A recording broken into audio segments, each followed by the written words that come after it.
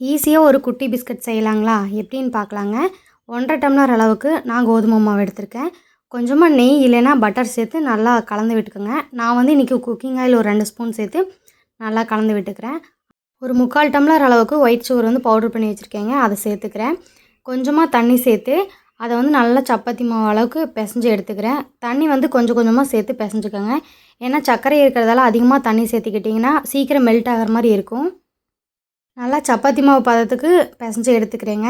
இப்போ வந்து ஒரு சப்பாத்தி கட்டையில் வச்சு இது நல்லா தேய்ச்சி எடுத்துக்கலாம். ரொம்ப திக்னஸ் வந்து கம்மியாக இருக்கக்கூடாது, ரொம்ப அதிகமாகவும் இருக்கக்கூடாது, ஒரு மீடியமாக வச்சு எடுத்துக்கோங்க. இப்போ என்கிட்ட வந்து குக்கி கட்டர் இல்லைங்க. ஒரு வாட்டர் பாட்டில் மூடி வச்சு நான் வந்து அதை கட் பண்ணி எடுத்துக்கிறேன். இப்போ ஒரு வாட்டர் பாட்டில் மூடி எடுத்துக்கிறேங்க. உங்கள்கிட்ட குக்கி கட்டர் இருந்துச்சுன்னா அதை வச்சு யூஸ் பண்ணிக்கலாங்க.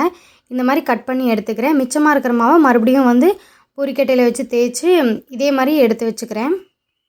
ஒரு பாத்திரத்தில் எண்ணெய் சேர்த்துக்கிட்டு ஹை ஃப்ளேமில் வச்சுருங்க. எண்ணெய் சூடானதும் லோ ஃப்ளேம் பண்ணி விட்டுட்டு அதுக்கப்புறமா இந்த பிஸ்கட்டோட மாவெல்லாம் போட்டு பொரித்து எடுத்துக்கோங்க. 2 சைடு திருப்பி போட்டு நல்லா பொரித்து எடுத்துக்கோங்க. கரிஞ்சிடக்கூடாது. நீங்கள் எண்ணெயிலேருந்து எடுத்ததுக்கப்புறமா பார்த்தீங்கன்னா ஒரு 5 நிமிஷத்துக்கு கொஞ்சம் வதக்குன்னு தான் இருக்குங்க. கொஞ்சம் நல்லா சூடானதுக்கப்புறம் நல்லா மொறுமொறுப்பாக இருக்குங்க. கடையில் கிடைக்கிற மாதிரியே கிறிஸ்பியாக வராதுங்க. ஆனால் சட்டுன்னு செஞ்சுக்கலாம். இந்த பிஸ்கெட் வந்து உங்களுக்கு கிறிஸ்பியாக வேணும்னா கீ இல்லைனா பட்டரை ஆட் பண்ணி இதே மாதிரி சப்பாத்தி மாவு மாதிரி பிசைஞ்சு நீங்கள் வந்து எண்ணெயில் போட்டு பொரித்து எடுத்துக்கலாம். அவ்வளோதாங்க, குட்டி குட்டியாக சூப்பராக பிஸ்கட் ரெடி ஆயிடுச்சு.